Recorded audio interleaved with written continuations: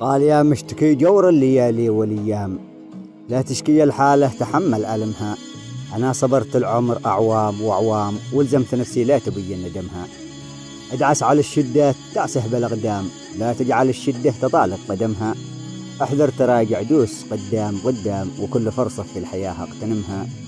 لا تصطحب خاين ولا شخص نمام، وهل الحكم لا بد تأخذ حكمها.